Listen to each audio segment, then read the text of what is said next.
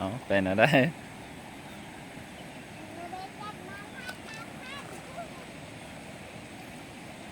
เนี่ยบุข้ามไปสินะ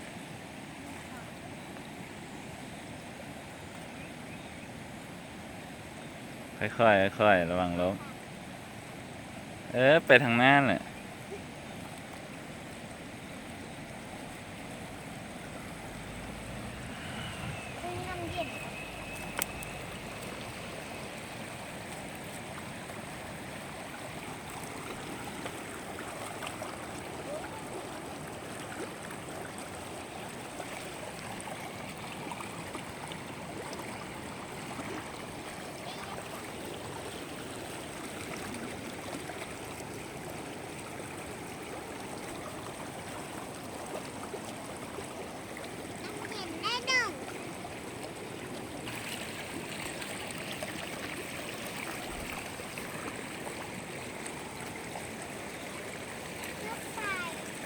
โดดอย่างเงี้ย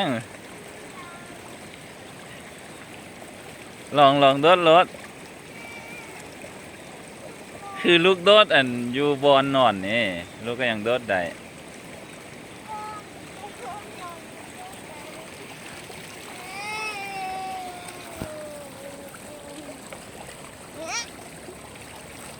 เกี่ยมโดดเขาบอกโดดรถ1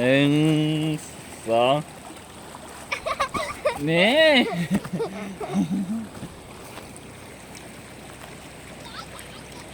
ไอ้ลูกเบิ้งคุณแม่เบิ้งนำยาอยู่คุณนะ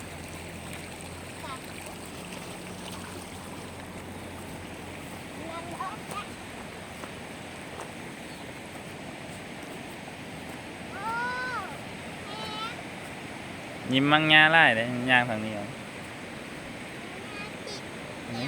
ยางทางนี้เดินค่อยใจ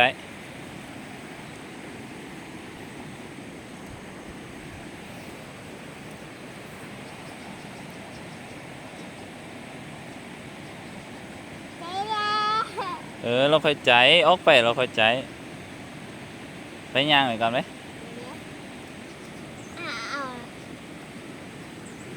บุไปพอไปพูดเดียวไป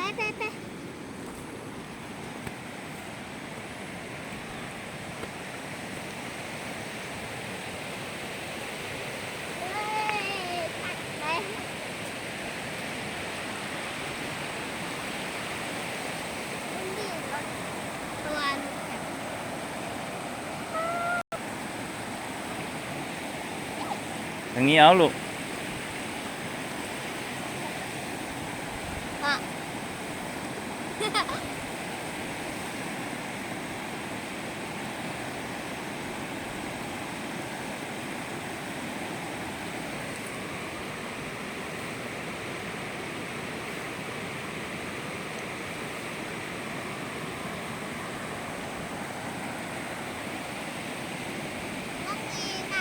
เพราะว่ามันช่วงเวลาว่าอุ่นก่อนไป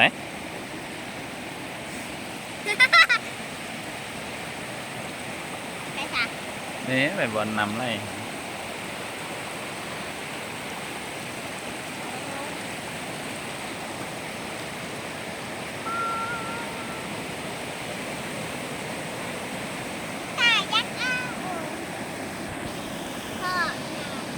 ป่ะ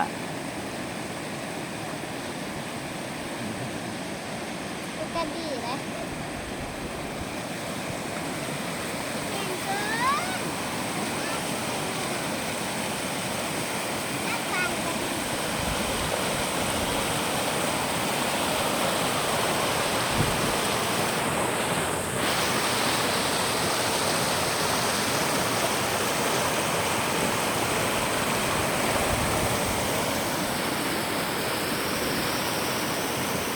ป่ะตกได้